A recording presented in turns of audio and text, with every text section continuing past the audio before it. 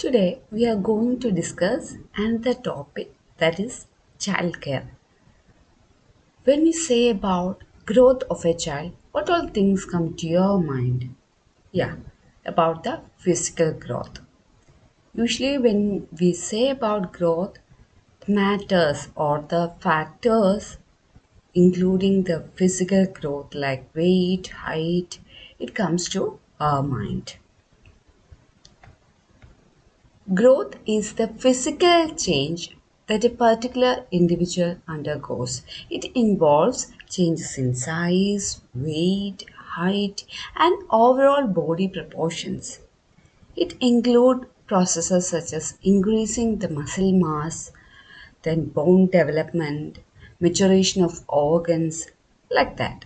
Physical growth is often measured using growth charts that track parameters such as weight for age, height for age, BMI, head circumference. And coming to another factor that is development.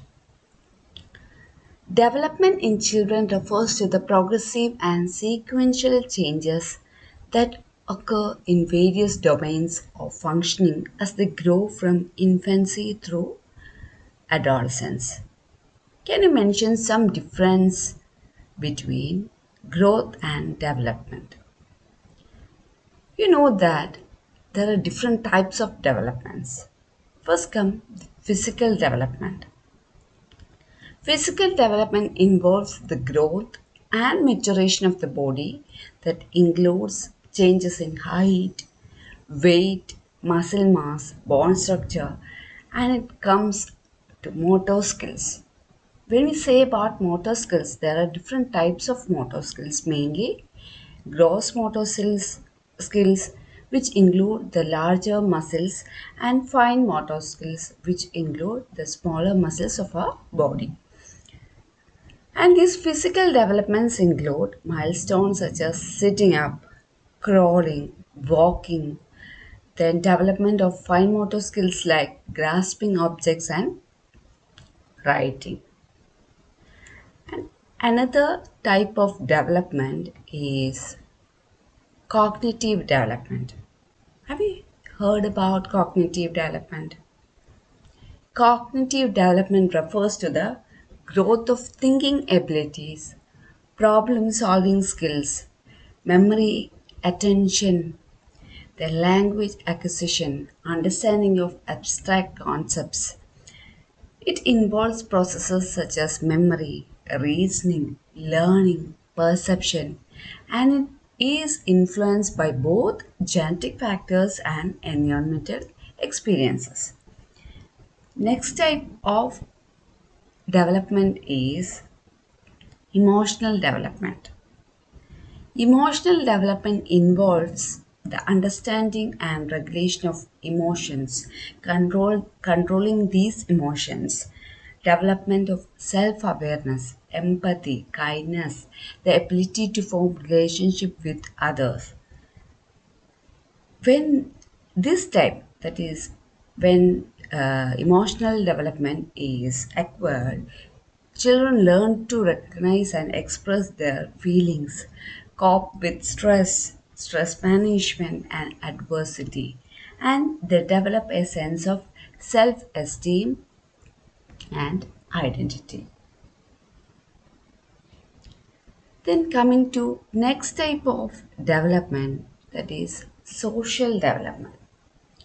Social development, it is the acquisition of social skills, behaviors, how to act in a society, to and the relationship with peers, family members, and other adults.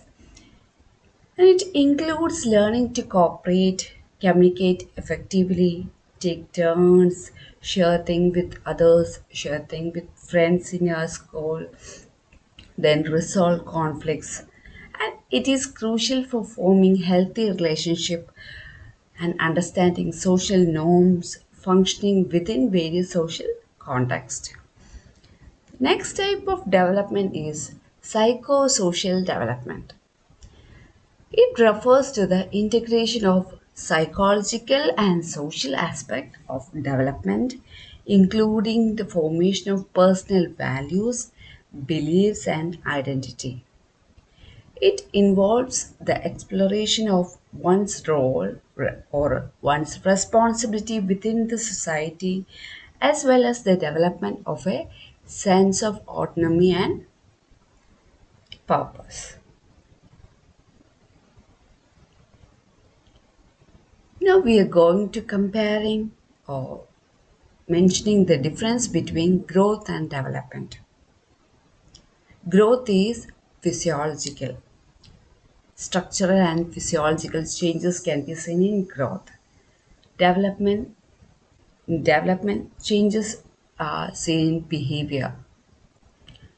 In growth, it's the multiplication of cells. Development, on the other side, development is the change in organism as a whole. Growth is quantitative and development is qualitative. Quantitative means growth is quantitative, right? Quantitative means we can measure the quantity. For example, we can measure height, weight, right? When it comes to development, it is qualitative. We cannot measure it easily. We can measure it with some test, but it's not that much easy. And development is qualitative. It depends on the quality of the change. And coming to the growth side, it doesn't depend on maturation. And development depends upon maturation. Then growth may or may not bring development. Development is possible without growth. Growth is measurable and observable. Development, it is not easy to measure. Growth can be relatively short term or it can be continuous. And development is an ongoing process from infancy to adulthood. Growth can primarily influenced by genetics and also nutrition. Development is influenced by genetics, environment, experiences, and interaction. Now, we are going to discuss some factors that influence growth and development of a child. First one comes the genetic factor, that's heredity. What do you mean by heredity? It is a transmission of physical characteristics from parents to children through their genes. That's a physical appearances such as height, weight, body structure, then color of eye, hair, intelligence, attitudes, and also some disease conditions such as heart diseases, diabetes, obesity. It can also be passed through genes. Next factor is family background. It is also an important factor, influencing factor of growth and development. Impact family background also impact in nurturing a child, which determines the way in which they develop psychologically and socially. Children need basic love, care, courtesy to develop healthy functioning. We know that children who are growing in a happy family will be positive in the future and vice versa. Positive growth seen in families though who invest time, energy, and love. Next factor comes environment. It involves the physical surroundings and geographical conditions of the place the child lives in. Well nurtured child does better than a deprived one. Good schooling facilities and loving family, a good society, positive society builds strong social and interpersonal skill. You know that boys and girls they grow in different ways. Yes, sex is another influencing factor. Boys tend to be taller and stronger than girls, and girls tend to mature faster during their adolescence age. Physical structure of bodies has difference which makes boys more athletic and suited for activities that require physical rigor. Boys and girls show interest in different things. Next come nutrition. Body needs to build and repair itself comes from the food we eat. We have to give importance to healthy eating. We have to give awareness about healthy eating to our children in our school. Balanced diet will keep them healthy. These are the basic factors that influence the growth and development of a child.